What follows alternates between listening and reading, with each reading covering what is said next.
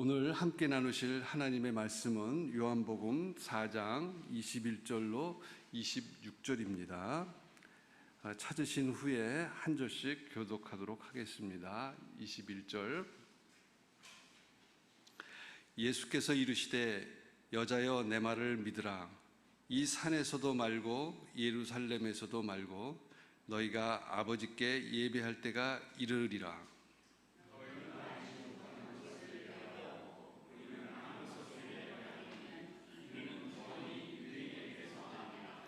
아버지께 참되게 예배하는 자들은 영과 진리로 예배할 때가 오나니 곧 이때라. 아버지께서는 자기에게 이렇게 예배하는 자들을 찾으시느니라.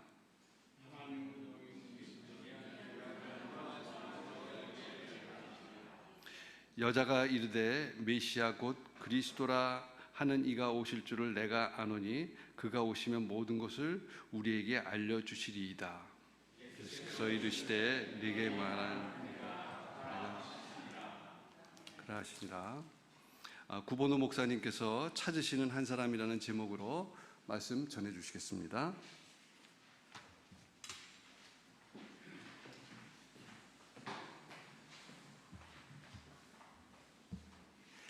네, 할렐루야, 아멘. 우리 한 주간 동안 평안하셨습니까?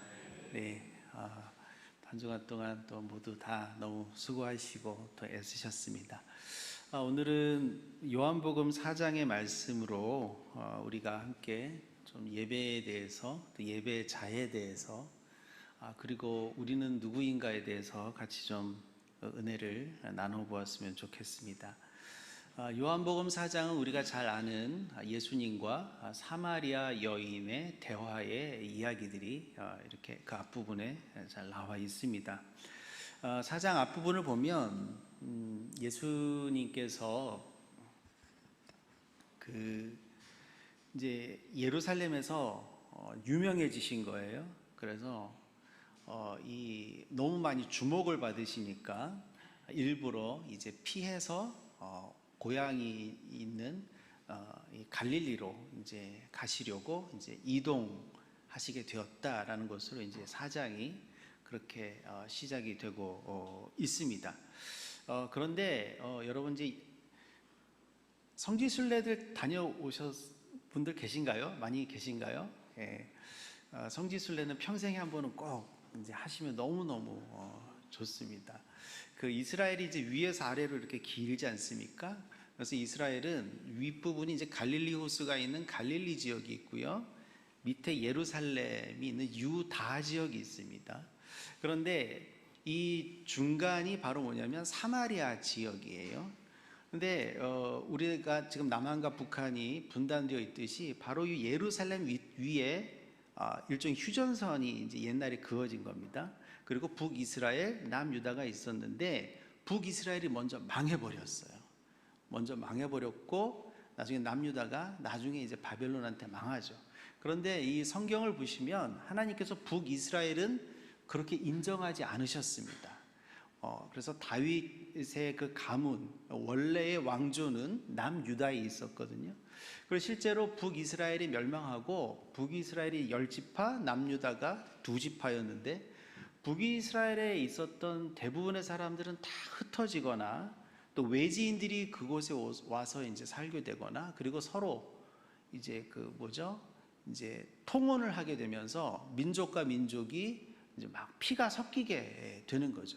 그래서 이 유대인들은 순혈주의를 굉장히 강조를 하는데, 그리고 우리만 하나님을 예배할 수 있다라는 굉장한 그런 선민의식, 선민 사상이 있는 분들 아니겠어요? 그래서 나중에 이 멸망한 유대인 남유다 백성들이 바벨론을 끌려갔다가 또 70년 만에 다시 또 돌아오게 되고, 이런 과정 속에서 사마리아 사람들을 굉장히 경멸하게 되고 또 무시하게 됐습니다. 저 사람들은 혼혈이 되었고 또 신앙의 아주 근본을 어겼다, 위반하였다, 이러한 나름의 생각으로 그렇게 해서 이 사마리아 사람들을 상당히 많이 천시를 했습니다. 그래서 경제의 중심지는 갈릴리고 이 종교와 정치의 중심지는 이 예루살렘 쪽에 있는데 이 두 곳이 왕래를 해야 되잖아요. 근데 사마리아를 안 지나다니는 거예요. 가운데 이 좋은 땅을 안 지나다니고 저쪽 바닷길로 돌아다니거나 이쪽 산맥길로 돌아다니거나 이랬지. 웬만하면 이 사람들이, 유대 사람들이 사마리아 땅을 밟는 것조차도 아주 터부시했었습니다. 그런데 예수님이 이 갈릴리, 고향 갈릴리로 올라가시면서 보통 사람들이 가는 바닷길이나 이 산맥길로 가지 않으시고 그냥 사마리아 길로 이제 관통해 가시는 거예요. 제자들과 함께. 그때 일어난 이야기입니다. 그래서 이 사마리아 이렇게 쭉 지나가시다가 이제 수가라는 고장에 이르르셔서 이제 한낮이 되었고 또 배도 고프고 또 목도 마르고 좀 쉬어야 하시겠다 하셨나 봐요. 그래서 한 우물가에 앉아서 이제 예수님이 이제 쉬게 되셨고 또 제자들은 그 사이에 먹을 걸 구하러 저 동네로 이제 들어갔습니다. 그때 이 낮 12시 이제 여기 정오인데요. 이 낮 12시에 웬 여인 하나가 이제 이 빈 물 항아리를 하나 이제 쥐고 이제 우물가에 와서 이제 물을 이제 뜨는 거죠.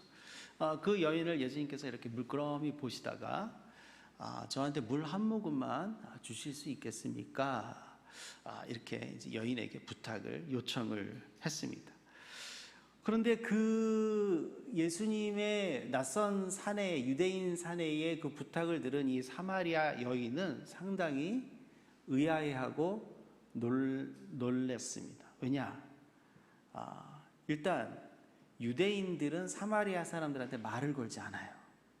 그런데 지금 자기한테, 그리고 자기는 남자도 아니고 여자잖아요. 그러니까 상당히 지금 서로 초면에 대화를 할 수 있는 그런 상황이 아닙니다. 나한테 말을 건넬 수 있는 상황이 아닌데 이 여인이 이제 깜짝 놀란 거죠. 그래서 어떻게 당신이 사마리아 여인이 나한테 이렇게 물을 달라고 하십니까? 오히려 이렇게 이제 거꾸로 이제 물어보죠. 그때 예수님이 어떻게 대답하셨습니까? 우리 그 요한복음 4장 13절 14절에 보시면 이런 말씀을 하시죠. 이 물을 마시는 사람마다 다 목마르거니와 내가 주는 물을 마시는 자는 영원히 목마르지 아니하리니 내가 주는 물은 그 속에서 영생하도록 솟아나는 샘물이 되리라. 우리 너무나 잘 아시는 말씀이죠. 도리어 거꾸로 이 물 먹으면 계속 또 시간이 지나면 목마르겠지만 내가 당신에게 만약에 물을 준다면, 나에게서 나오는 물을 누군가 마신다면 영원히 목마르지 않을 것이다 라고 이렇게 예수님이 말씀하십니다. 그 여인이 대화가 좀 범상치가 않잖아요. 그러니까 이 여인이 그러면 그 물을 저에게도 주세요. 자, 이렇게 말을 합니다. 그런데 예수님이 또 범상치 않은 대답을 하시죠. 전혀 예상치 못했던, 그러나 정말 듣기 싫어하는 말을 예수님이 꺼내십니다. 가서 당신 남편을 데리고 오십시오. 여자가 깜짝 놀란 거죠. 왜요? 성경에도 나왔듯이 그래 여자 뭐라고요? 난 지금 남편 없습니다. 예수님이 맞아요. 당신 이전에 있었던 5명의 남편도 있었고 지금도 어느 남자와 같이 있지만 그 사람도 당신 남편이 아닙니다. 그냥 속에 있는 모든 게 다 이제 들켜버린 듯한 그런 느낌 아니겠습니까? 여러분 이렇게 예수님 만날 때 우리가 좀 조심할 필요가 있습니다. 다 아시잖아요. 자, 여인이 깜짝 놀랐죠. 그래서 여인이 이제 뭐라고 말합니까? 당신 선지자군요. 이제 그렇게 혼자 이렇게 확신을 하는 거죠. 지금 대화의 흐름이 너무 심상치가 않잖아요. 마르지 않는 물을 마실 것이다. 그리고 너의 남편을 데리고 와라. 근데 나의 속사정을 다 꿰뚫고 있고, 이분은 하나님의 선지자구나. 그때에 이게 이제 19절까지 이야기인데요. 이 여인이요, 이 마음속 가장 깊은 곳에 갖고 있었던 그 갈급한 질문을 꺼냅니다. 숨겨놓았던 그 질문을 이 선지자라고 스스로 이제 확신하는 예수님 앞에서 그 질문이 바로 뭐냐면 이 요한복음 4장 20절에 나오는데요. 이렇게 돼 있죠. 우리 조상들은 이 산에서 예배하였는데 당신들의 말은 예배할 곳이 예루살렘에 있다 하더이다. 이게 무슨 말씀이냐면 아까 말씀드렸잖아요. 사마리아 사람들은 천대받는 사람들이라고 했잖아요. 그런데 이 사마리아 사람들이 수백 년 동안 그렇게 천대를 받았음에도 불구하고 피도 섞였고 뭐 여러 가지 일들이 있었지만 하나님께 예배하는 것을 이 사람들이 놓지 않았어요. 그래서 이 사람들이 나름대로 하나님을 예배하는 방법을 만들어내고 하나님께 예배하는 전통을 나름대로 가졌습니다. 그러나 구약 중에서도 가장 율법 중에서도 율법인 모세 오경에 의하면 하나님께 예배하는 것은 제사잖아요. 제사는 두 가지가 필요합니다. 첫 번째 뭐가 필요하죠? 제물이 필요합니다. 희생 제물이 필요하죠. 두 번째 뭐가 필요하죠? 이 제물을 하나님께 올려드릴 나와 하나님 사이에서 그것을 대리해 줄 제사장이 필요한 거예요. 그런데 사마리아 사람들은 제물은 드릴 수 있습니다. 근데 뭐가 없어요? 제사장이 없어요. 하나님이 기름 부어 세워주신 레위인 중에서도 특별히 기름 부어 세워주신 제사장이 없습니다. 그리고 오히려 그런 사람들한테 천대받고 비난받는 위치에 있잖아요. 그러니까 마음속에는 하나님은 예배하지만 예배할 때마다 마음에 뭐가 있는 거예요? 한이 있는 겁니다. 한이.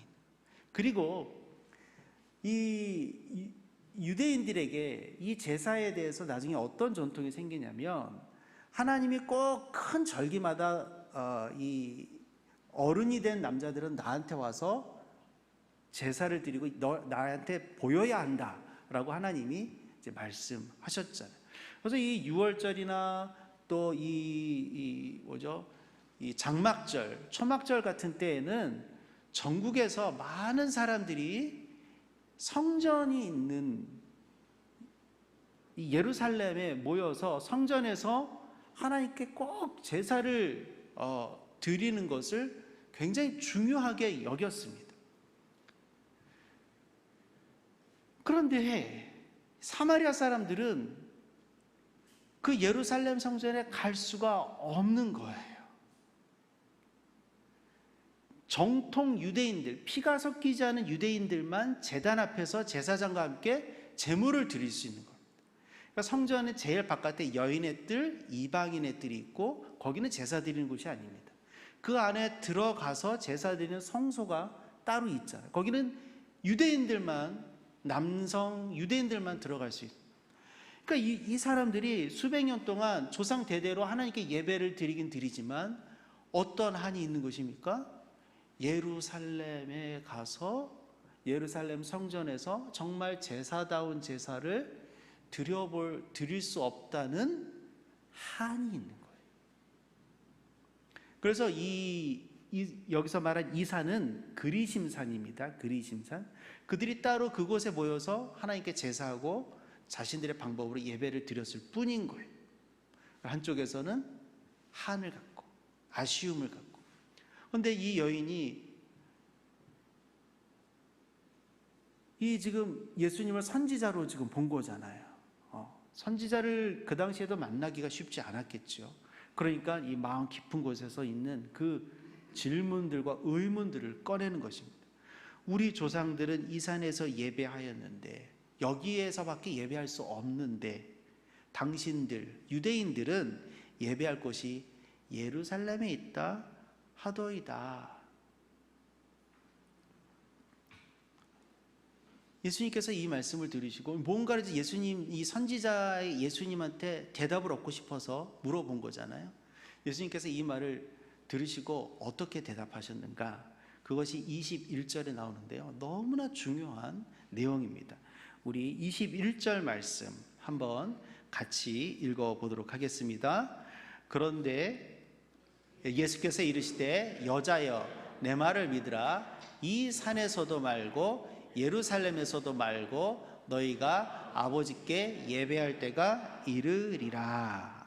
아멘. 지금 예수님 말씀이 뭡니까?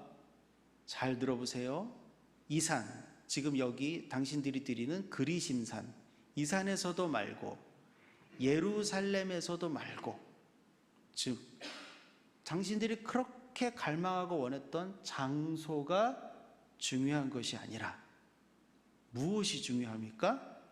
너희가 아버지께 예배할 무엇이 때가 이르리라. 장소가 아니라 무엇이 때가 중요합니다 라고 지금 예수님은 거꾸로 뒤집어서 대답을 해주시는 거예요. 여인이 물을 요청했을 때도, 여인에게 물을 요청하셨을 때도 생수에 대한 말씀을 하셨고, 즉 예배에 대한 질문이 들어왔을 때도 장소가 아니라 무엇이 중요하다? 때가 중요하다라고 지금 예수님께서 말씀하시는 거예요. 그러니 사마리아 사람들과 또 모든 유대인들도 마찬가지였겠죠. 지금 머릿속에는 온통 하나님께 제사를 드리는 것은 모든 형식과 모든 격식을 다 갖춰서 가장 준비되어져 있는 예루살렘 성전에서 드리는 제사 예배가 최고의 제사고 예배다라고 생각을 하는데, 예수님은 그게 중요한 게 아니라 하나님께 예배하는 때, 시간이 중요합니다 라고 이렇게 이거 얼마나 사실은 혁명적인 이야기인지 모르겠어요. 이것을 예수님이 계속해서 말씀하십니다. 23절 말씀도 우리가 한번 같이 읽어보도록 하겠습니다. 아버지께 참되게 예배하는 자들은 영과 진리로 예배할 때가 오나니 곧 이때라. 아버지께서는 자기에게 이렇게 예배하는 자들을 찾으시느니라. 자, 잘 보십시오. 지금 장소가 아니라 때가 중요합니다 라고 말씀하시는데, 그 때가 언제 실현되는가에 대해서 이 23절에서 예수님이 계속해서 말씀해 주시는 거예요. 아버지께 참되게 예배하는 자들이 영과 진리로 예배할 때, 그 때가 하나님이 예배 받으시는 때이다, 우리가 예배하는 때이다 라고 지금 예수님께서 말씀하십니다. 여기서 중요한 것은 무엇입니까? 그 예배하는 때가 무엇으로 지금 만들어지고 있어요? 예배하는 사람. 예배의 장소도 아니고 형식도 아니고 재물의 규모도 아니고, 예배하는 누구? 한 사람 한 사람. 그런데 그 사람이 어떻게 예배할 때? 영과 진리로 예배할 때. 그 때를 하나님이 기다리고 계시고, 그렇게 예배하는 자들을 하나님이 지금 뭐 하신다? 찾으신다 라고 예수님께서 이 여인에게 말씀해 주십니다. 우리가 혁명이라는 단어는 잘 쓰지 않죠. 굉장히 무거운 단어고 어려운 단어입니다. 이것은 사실 엄청난 혁명적인 말씀이에요. 장소나 전통을 뛰어넘어서 하나님께 이렇게 영과 진리로 예배하는 것만이, 그렇게 예배하는 한 사람이 진짜 중요하다. 그것으로 예배가 완성될 수 있다. 여러분, 우리는 예배를 무엇이라고 생각하십니까? 예배는요, 하나님과 내가 만나는 것, 하나님과 우리가 만나는 거예요. 근데 우리가 한빛교회라는 공동체 이름으로 예배드리면 하나님과 우리 나뿐만 아니라 우리 한 가족된 공동체가 이 공동체 이름으로 하나님을 만나는 거예요. 그래서 공동체마다 예배하는 형식이 조금씩 다르고 빛깔과 방식이 다르지만, 그것은 그 공동체가 갖고 있는 신앙의 고백인 것이죠. 신앙의 결이에요. 그러나 중요한 것은 나와 내 공동체가 하나님과 만나고 있다. 예배는 형식이 아닙니다. 예배는 어떤 의무가 아닙니다. 하나님과 만나는 것이에요. 제가 젊을 때 막 교회 안에 기타가 들어왔어요. 그때 우리 어르신들 난리가 났습니다. 어떻게 이 신성한 곳에서 기타를 치고 이렇게 경박하게 예배를 하냐. 또 그것 때문에 또 시험 들어서 또 교회를 떠나는 청년들도 있고 막 그랬습니다. 그러나 지금 우리가 이렇게 예배하는 것에 대해서 어느 누구도 불편해하지 않지 않습니까? 여러분, 우리 종교개혁자 마틴 루터가 뭐라고 하셨는지 아세요? 풍금은 마귀의 악기다라고 하셨어요. 마귀의 악기다. 왜? 그 이전에 교회 안에서 음악은 사람의 목소리, 성대를 통해서 불러지는 목소리로만 되는 것이 교회에서 사용되는 음악이었거든요. 그런데 오르간은 뭐예요? 풍금, 바람을 불어넣잖아요. 저거로 사람의 마음을 현혹시킨다는 거예요. 그래서 초창기에 종교개혁 그 시기만 해도 오르간을 마귀의 악기다라고. 그러나 우리가 지금 오르간 하면 어떻게 생각합니까? 교회 음악과 오르간을 뗄래야 뗄 수 없는 것 아니겠어요? 그리고 그 파이프로 된 그 오르간 연주를 들으면 막 정말 하늘의 천상의 소리가 들리는 것 같고 막 감동이 막 되고 그러지 않습니까? 예배는 형식에 제한되지 않고 사람과 시대에 제한되지 않아요. 가장 중요한 것은 우리 공동체가 하나님을 만나는 것이죠. 하나님께 기도를 올려드리고 나를 헌신하여 드리고 하나님께서 하늘의 문을 여시고 나에게 복을 주시고 말씀을 주시고 은혜를 주시는, 그래서 힘을 얻어서 다시 세상으로 나가는, 그것이 우리가 드리는 주일 예배인 것이죠.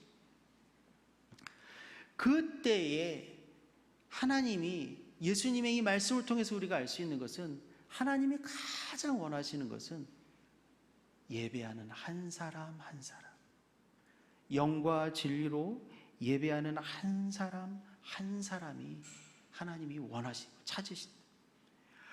오늘 우리가 읽은 이 요한복음 4장의 예배하다라는 단어가 헬라어로 프로스키네오라는 단어인데요. 이게 두 단어로 이렇게 나눠집니다.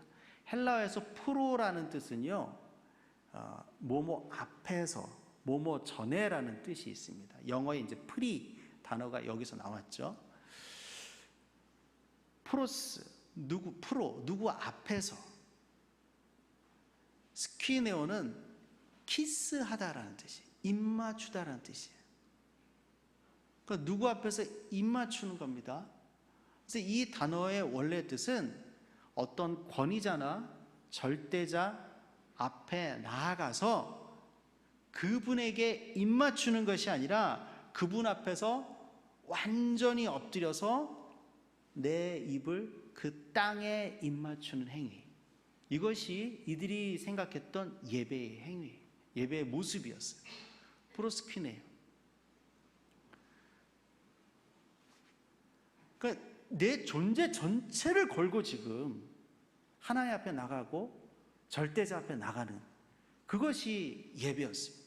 이 프로스키네오라는 단어가 신약 성경에 굉장히 많이 나오는데요, 대부분 여기에와 몇 군데 빼고는 대부분 절하다라는 그런 용례로 번역되어서 사용되어졌습니다. 그러니까 예배하다, 경배하다라는 의미는 신약 성경, 특히 복음서에서는 거의 여기 말고는 쓰인 적이 없고요. 도리어 요한계시록에 가면 하늘에서 하나님을 천군 천사들이 예배하고 이럴 때, 경배할 때, 24장로들이 경배할 때 그때 쓰였던 단어가 바로 이 프로스키네오라는 단어. 절대로 결코 가벼운 단어가 아닌 것이죠. 그런데 그렇게 예배할 때 우리에게 하나님이 원하시는 것은 그 어떤 것도 아니라 영과 진리로 예배할 수 있는 한 사람, 그것을 하나님이 가장 원하신다. 하나님의 아들 예수님이 우리에게 말씀해 주고 계시는 것입니다. 그렇다면 영과 진리로 드리는 예배는 여러분 무엇일까요? 우리가 예배 시간 시작할 때마다 하나님은 영이시니 예배하는 자가 영과 진리로, 이전 성경에는 신령과 진정으로라고 이렇게 표현이 되어 있었죠. 영과 진리로 예배할지니라. 목사님이 아멘, 그러고 이제 예배가 시작하고, 그럴 때 우리가 너무나도 많이 들었던 말씀이잖아요. 영과 진리. 우리 요한복음 14장 말씀 한 곳 좀 보겠습니다. 16절, 17절인데요. 요한복음 14, 15, 16, 17장은요. 예수님께서 이제 십자가에 달리시기 바로 직전에, 잡히시기 전에 제자들과 마지막 식사를 하시면서 제자들을 위해서 해주셨던 마지막 말씀이고, 또 그들을 위해서 기도하셨던 내용들이 요한복음 14, 15, 16, 17장에 나옵니다. 뭐 15장 우리가 잘 아는 포도나무 비유, 이런 것들이 이제 거기에 있는 거죠. 이 14장에 보시면 예수님께서 이제 마음이 아프신 거예요. 제자들을 떠나시니까. 어휴, 이 내 새끼들. 그러면서 예수님이 제자들한테 무엇을 말씀해 주시고 안심시켜 주시냐면, 내가 너희들을 떠나지만 나 대신에 누가 오실 것이다? 보혜사 성령님이 오실 거예요. 그것을 말씀해 주시는 내용 중에 한 부분입니다. 제가 읽어보겠습니다. 내가 아버지께 구하겠으니 그가 또 다른 보혜사를 너희에게 주사 영원토록 너희와 함께 있게 하리니 그는 진리의 영이라. 세상은 능히 그를 받지 못하나니 이는 그를 보지도 못하고 알지도 못함이라. 그러나 너희는 그를 아나니 그는 너희와 함께 거하시며 또 너희 속에 계시겠음이니라. 보혜사 성령님이 너에게 오실 것이고, 그분은 진리 영이셔서 세상이 알지 못하는 것들을 너희가 알게 될 것이다. 사람은 영의 존재입니다. 이것이 사람과 그 밖의 생명체와 다른 거예요. 요즘 뭐 반려동물들을 많이 키우잖아요. 저희 집에서도 이 길 가는 이 길에서 고양이 한 마리를 이제 유기묘를 이제 데려다가 키운 지 한 3년이 넘었는데, 그전에는 우리 아이들 셋이 있습니다. 아빠, 우리 강아지 한 마리 키우면 안 돼요? 뭐 그러면 늘 제가 하던 대답이 있습니다. 너희 셋도 힘들어. 너희 셋도 힘들어. 그런데 어쩌다가 이 길가에서 죽어가는 새끼 고양이를 한 마리 거두어서 키우게 됐는데 너무 좋은 거예요.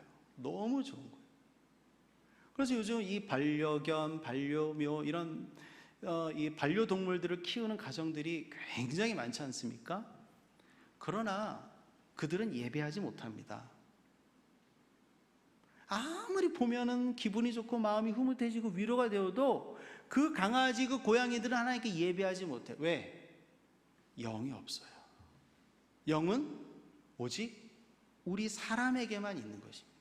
그래서 우리가 선악과를 따먹고 에덴 동산에서 쫓겨났을 때 그 전에와 그 이후에 가장 달라진 모습은 우리에게 있었던 이 영의 역할과 영의 모습들, 비중들이 너무나 많이 축소되었다. 그리고 나아가서 왜곡되고 타락되었다. 영이 깨어있지 않고서는 우리가 하나님을 만나고 하나님과 교통하는 것은 불가능한 것입니다.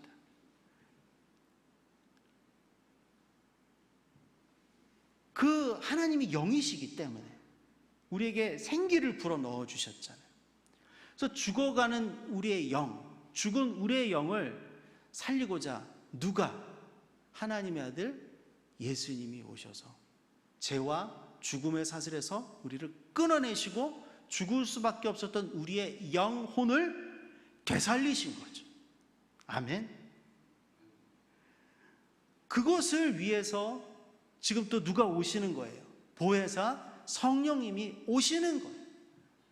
그래서 우리에게 말씀을 깨닫게 하시고 예배하게 하시고 그 말씀대로 살아가게 하는 힘을 주시고 지켜주시고 보호해 주시고 이끌어 주시는, 그리고 우리에게 은사가 필요할 때는 은사를 부어주시고 능력이 필요할 때는 능력을 부어주시는 그 성령님이 우리에게 오시는 거예요. 그래서 여러분, 마태복음 마지막 부분, 사도행전 누가복음 마지막 부분, 사도행전 앞부분에 보면 예수님이 내가 너희 떠나지만 모여서 기도해라. 그러면 누가? 성령이 임하시면 너희가 땅끝까지 이르러 나의 증인과 제자가 될 것이다. 그 놀라운 초대교회 역사가 그래서 일어나지 않았습니까? 성령님이 우리를 살리시고 성령님이 우리를 예배하게 하시고 성령님이 우리를 공동체로 만들게 하시고 성령님이 이 땅에 교회를 세워주시는, 그래서 우리가 영이 없다면 하나님께 예배하지 못하는 것이죠. 우리가 아무리 근사한 음악이 있고 훌륭한 시설이 있다 할지라도 우리가 영으로 하나님께 깨어서 하나님과 교통하면서 예배하지 않는다면 하나님은 그 예배를 기뻐하지 않으실 겁니다. 그런데 그 영이 또 어떤 영이시라고요? 진리의 영이시다. 우리를 진리 가운데로, 진리를 깨닫게 하고 진리 가운데로 이끌어 주시는 진리의 영이시다.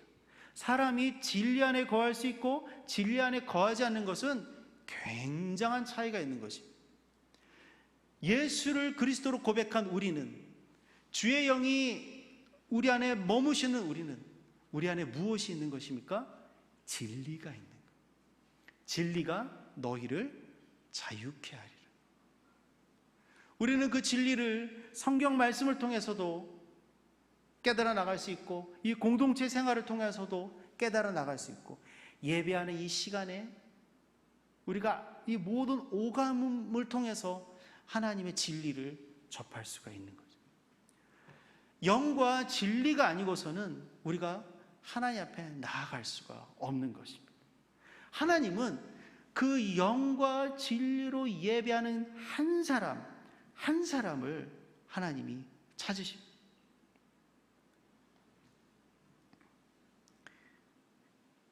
성령님에 이끌려 진리에 따라 드리는 예배, 그것이 하나님이 원하시는 예배고, 그러한 예배자를 하나님께서 찾으시는 거예요. 그런데 여러분, 유대인들이 그렇게 중요하게 여겼던 그 성전, 그 예루살렘 성전, 그 예루살렘 성전은 예루살렘 중에서도 어디에 있었을까요? 우리 역대하 3장 1절에 그것을 잘 이야기해 주고 있습니다. 자, 역대하 3장 1절 말씀은 우리가 한번 같이 읽어보도록 하겠습니다.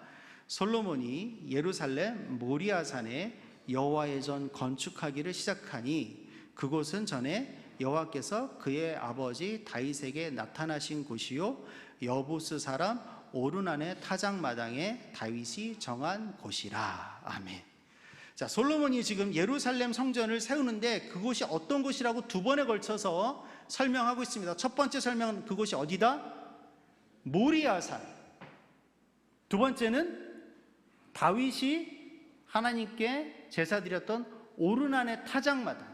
그러니까 지금 모리아산과 오르난의 타작마당과 지금 성전이 세워진 그곳은 같은 장소라는 거죠. 그럼 여러분, 모리아산은 어떤 곳입니까?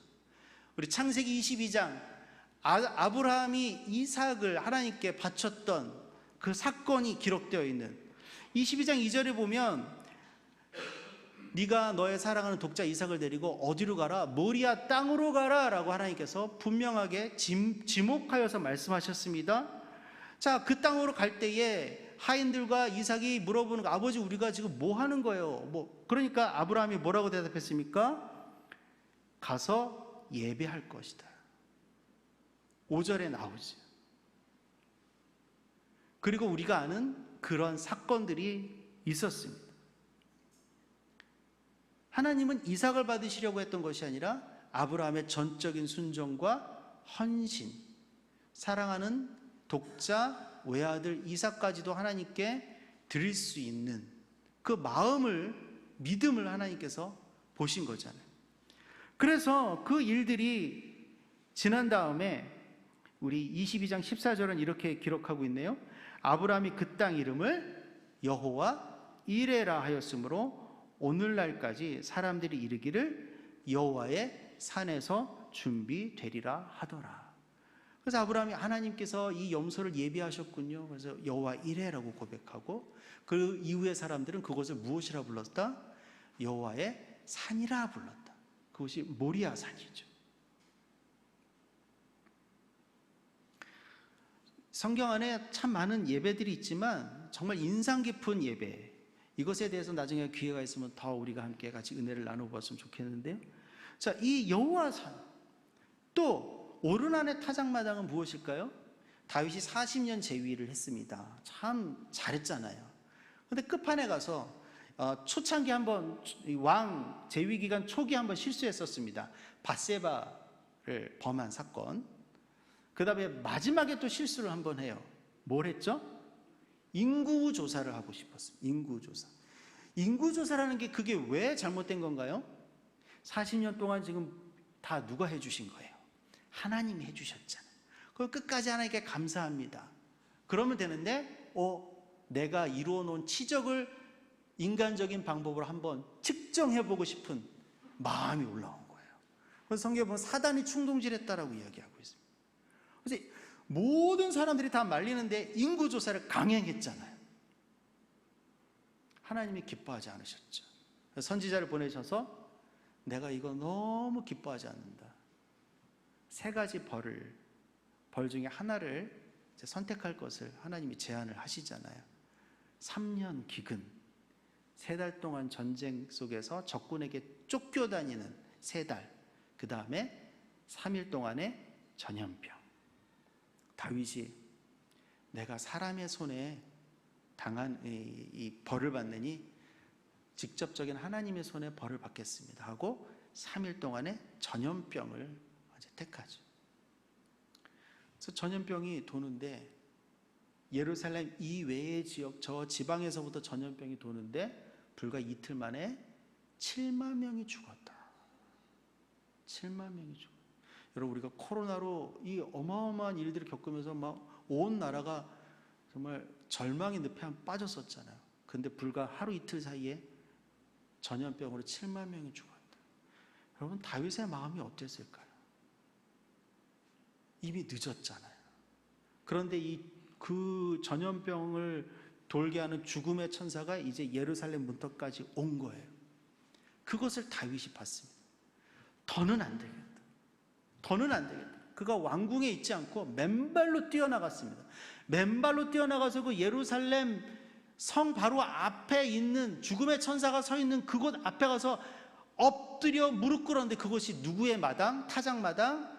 여부스 사람 오르난의 타작마당, 사물하에는 아리우나의 타작마당. 그곳에서 바짝 엎드려서 부들부들 떨면서 하나님 차라리 저를 죽여주십시오. 이건 제 잘못입니다. 왜 이 백성들이 죽어야 됩니까? 저를 죽여주십시오. 하나님께 눈물로 그러다가 내가 하나님께 예배해야 되겠다. 참회의 제사를 드려야 되겠다. 제사를 드리려면 제물이 필요하고 제물을 태울 땔감이 필요하잖아요. 그러니까 옆에서 오르난이 보고 있다가 왕이시여 모든 것이라도 제가 다 드리겠습니다. 얼마든지 하나님께 제사 드리십시오. 근데 다윗이 그것을 사양합니다. 이거는 하나님과 남아의 문제야. 내가 여기서 하나님께 제사 드릴 때 비록 너의 땅에서 제사를 드리지만 모든 제물과 이 제사를 드릴 때 필요한 모든 것은 직접 내 돈으로 값을 지불하고 하나님께 제사하겠다. 이건 나의 제사야. 그리고 그곳에서 금 600세겔, 사물하에는 은 50세겔이라고 되어 있습니다. 그것을 값을 지불하고 하나님께 참회 제사를 드렸을 때 거기서 그 진노가 멈추죠. 역대상 21장 28절부터 22장 1절에 있는 말씀인데 제가 한번 읽어보겠습니다.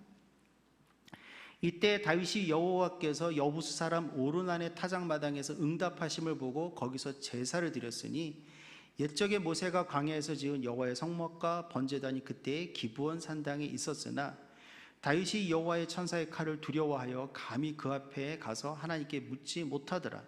다윗이 이르되 이는 여호와 하나님의 성전이요 이스라엘의 번제단이라 하였더라. 이렇게 다윗이 고백하였어요. 아브라함이 드렸던 이삭을 바치고자 했던 모리아산. 다윗이 모든 것을 걸고 하나님께 참회 제사를 드렸던 오르난의 타작마당. 그곳에 솔로몬이 지금 예루살렘 성전을 세우고 있는 것입니다.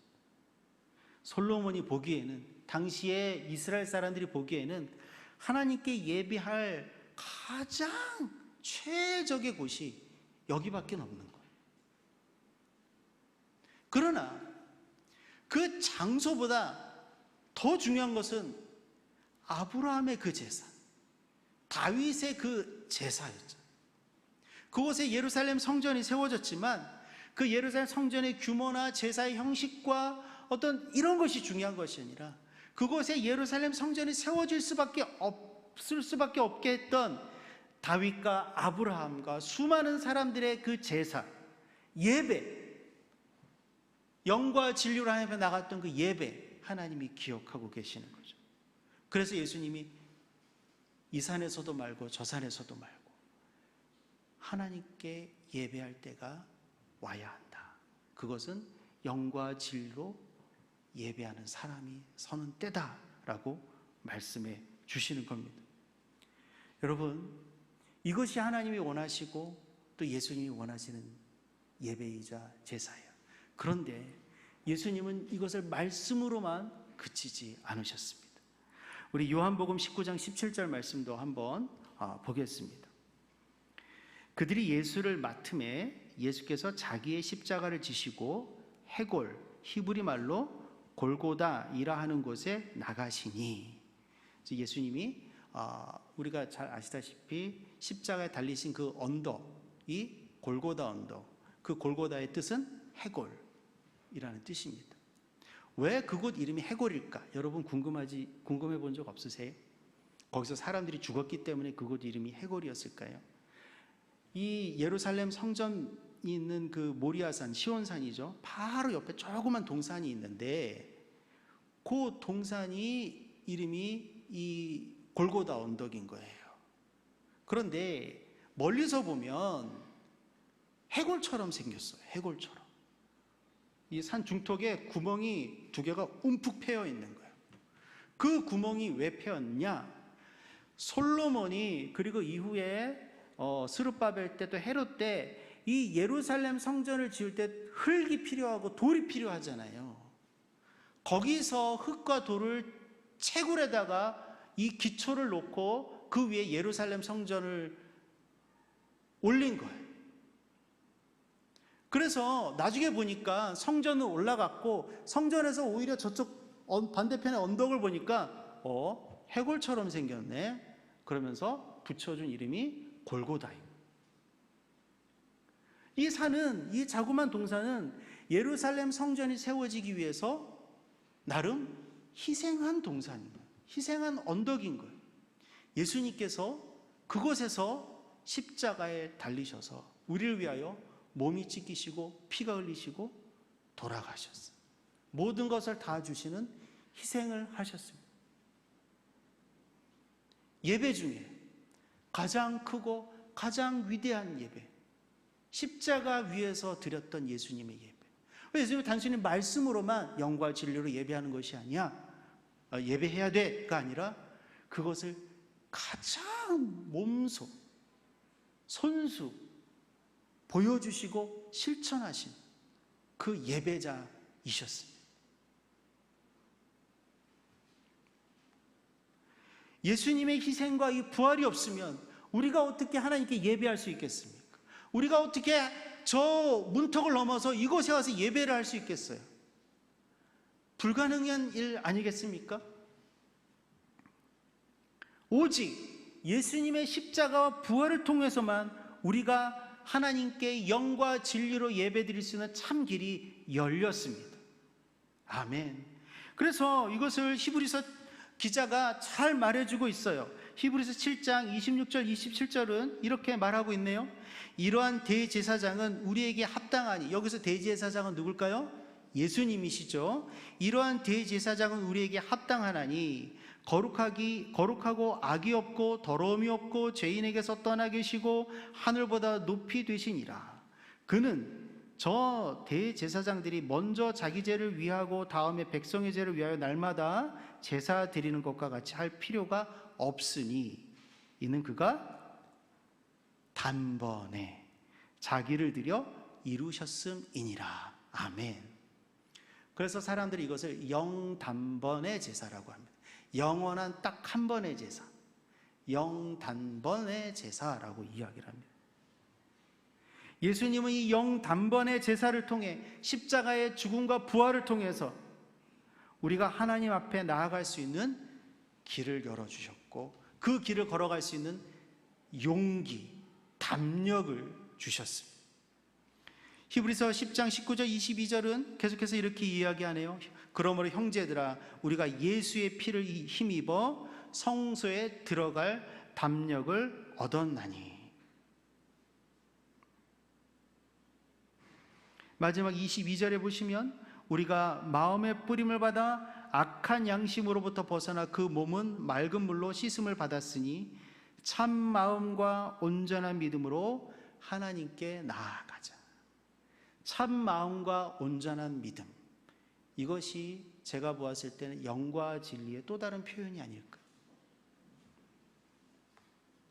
이 영과 진리로 예배하는 것은 오직 예수님을 통하여서만 이루어졌고 그것을 통해서 예수님은, 하나님은 지금 누구를 찾으시는 것입니까? 우리 한 사람 한 사람 예배하는 사람들을 찾으시는 것. 제가 알기로는 여기에 계신 우리 모두가 한 사람도 빠짐없이 사람에 의해서 만들어지는 예배, 사람이 주인공이 되는 예배, 이런 예배를 거부하고 오직 하나님께 예배드리고 싶어서, 오직 하나님께만 영광을 올려드리는 영과 진리의 예배를 드리고 싶어서 이곳에 모여 계신다고 저는 알고 있습니다. 그런 열정과 열망을 가진 예배자들의 모임이라고 저는 알고 있습니다. 오직 주님이 왕이 되시는 예배, 오직 주님의 말씀이 선포되어지는 예배, 그 말씀대로 살아가고자 애쓰는 삶의 예배를 드리는 예수님의 제자가 되고 싶어서 여기 계신 한 분 한 분이 이곳에 와 계신다고 저는 알고 있습니다. 그럼 우리에게 가장 중요한 것은 영과 진리로 드리는 예배인 것입니다. 이것은 처음 그때에도 그랬고 지금도 그렇고 앞으로도 우리에게 가장 변치 않아야 할 모습입니다. 영과 진리로 예배하는 자. 하나님은 그때도 찾으셨지만 지금도 계속해서 찾고 계시고 내일도 또 우리에게 원하고 찾으실 것입니다.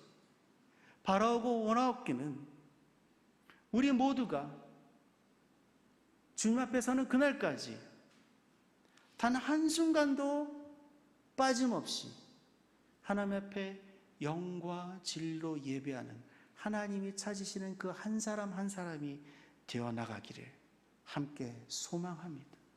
이것이 우리가 가장 해야 할 것 아니겠습니까?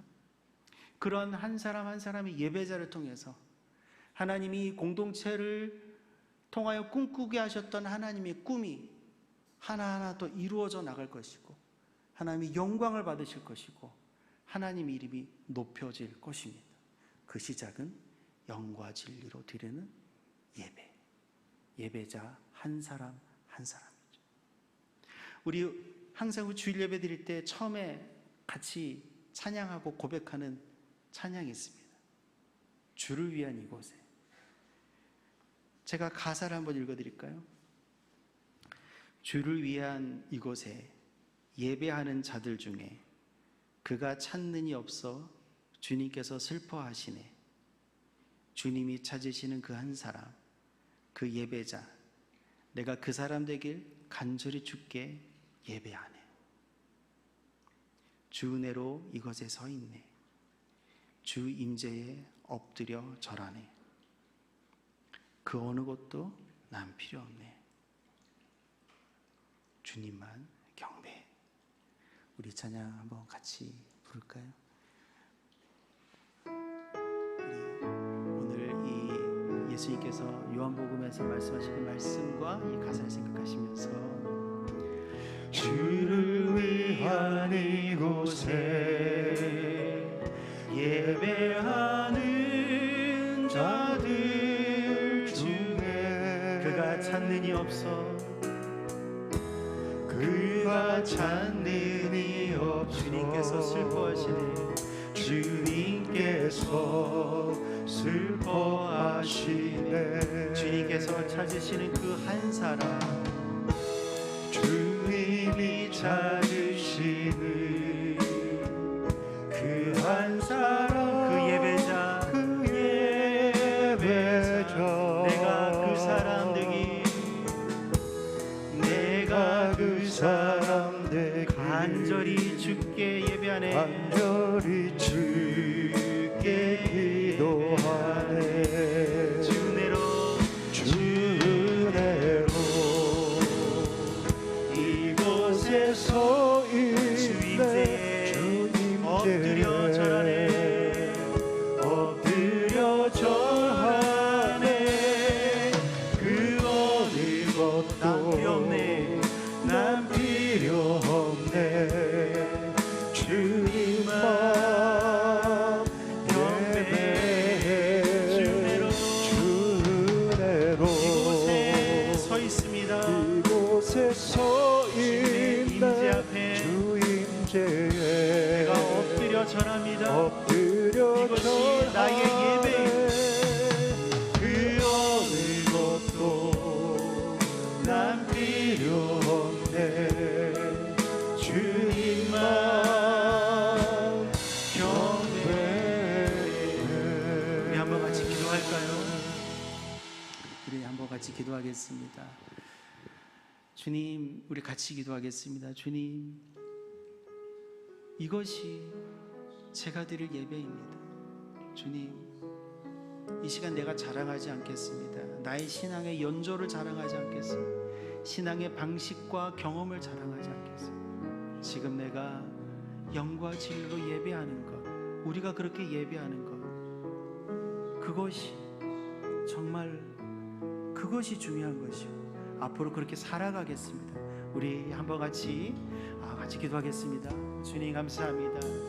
오늘 우리 가운데 주님, 주님의 은혜와 또 주님의 사랑을 베풀어 주시고 또 말씀을 베풀어 주시니 감사합니다. 주님, 제가 주님 앞에서 주님 그 영과 진리로 예배하지 못하고 주님 형식과 또 어떠한 전통과 또 나의 어떠한 그 신앙의 시간들을 자랑하며 안이하게 예배하였던 많은 시간들이 있었던 것을 고백합니다.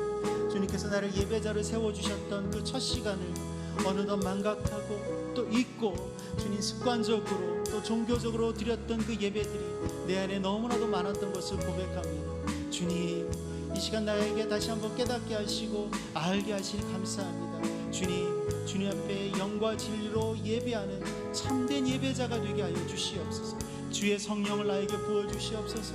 주의 진리의 영을 나에게 부어주시옵소서. 주님 부름받는 그날까지 깨어 주님 앞에 예배하고 하나님이 찾으시는 그 예배자 한 사람 한 사람이 되게 하여 주시고, 그러한 우리가 될 때에 이 공동체가 예배의 공동체, 부흥의 공동체, 하나님의 뜻을 이루는 아름다운 공동체로 세워져 나가게 하여 주시옵소서. 감사합니다. 주님, 우리가 다른 것을 취하지 않겠습니다. 다른 것을 자랑하지 않겠습니다. 오늘 우리가 이 자리에서 주님께 영과 진리로 예배드리지 못한다면, 우리의 삶이 그렇게 예배의 삶이 되지 못한다면 우리가 무엇을 주님 앞에 내세울 수 있겠습니까? 우리가 무엇을 주님 앞에 자랑할 수 있겠습니까? 주님, 다시 한번 무릎 꿇고 주님 앞에 나아갑니다. 주의 영을, 거룩하신 영을 우리에게 부어주시옵소서. 진리의 영을 부어주시옵소서. 내가 영과 진리로 예배하는 한 사람으로 주님 부름받는 그날까지 서 있게 하여 주시옵소서. 우리의 공동체가 그러한 한 사람 한 사람으로 가득하게 하여 주시고 하나님을 기뻐하게 해드리고 하나님을 마음을 시원케 해드리는, 하나님의 뜻을 이루어드리는 참된 예배의 공동체, 믿음의 공동체, 예수 제자 공동체가 되게 하여 주시옵소서. 감사하며 예수님의 이름으로 기도하옵나이다.